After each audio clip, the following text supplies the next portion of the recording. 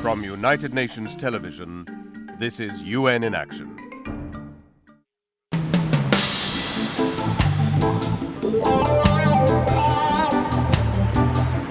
Most people come here to escape the cold winter season in North America and Europe. Jamaica, a Caribbean country of 2.8 million people, is known for its reggae music and iconic track and field stars Bob Marley and Usain Bolt respectively.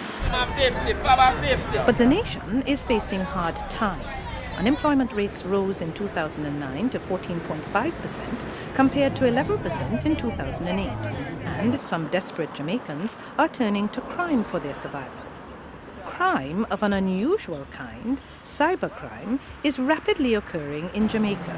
Committed with the help of computer and electronic systems, victims seldom realize that they're targets. In 2008, we had over 570 cases of cybercrime, or what we call identity theft, which is electronic type fraud. Superintendent Fitzbailey is in charge of the Organized Crime Investigation Division in Kingston, Jamaica. Advanced technology is used by the criminal, so it makes it more difficult for law enforcement agents to detect crime. And even more difficult for the banking industry to prevent perpetrators from draining money from their customers' bank accounts. This man, who asked not to be identified, was a victim of cybercrime. When I went to the banking machine, I noticed I could not get any money, and I know $30,000 would be the limit. I was a bit concerned. As a matter of fact, I was very surprised. On any given day, he's allowed to withdraw 30,000 Jamaican dollars or $330 US from his account since he's a valued customer. That day, someone had already withdrawn his daily limit from the ATM machine. He believed that it was an inside job because he's the only one who knew his withdrawal limit except for the bank officers. It's not as if you went, you tried for $5,000 and then you kept incrementing it till it reached the limit, like the maximum that you can. But there was one hit for $30,000 and another hit for the other $30,000 the next day.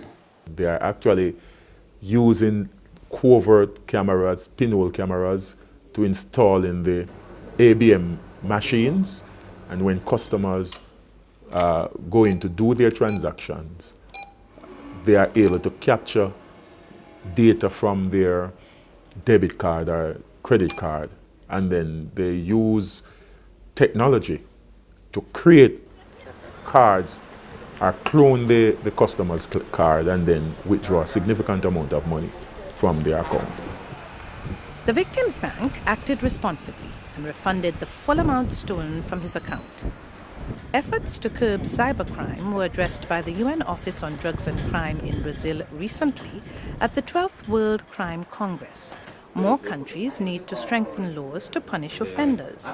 According to cybercrimelaw.net, only 78 countries worldwide have passed legislation to fight cybercrime. Now, the government of Jamaica is struggling to pass its own legislation, the Cybercrimes Act 2009, to punish offenders as criminals. The bill is before Parliament waiting for passage, but it's meeting some resistance as officials believe it may impede business development. Until it's passed, perpetrators will get off lightly and charged only as felons.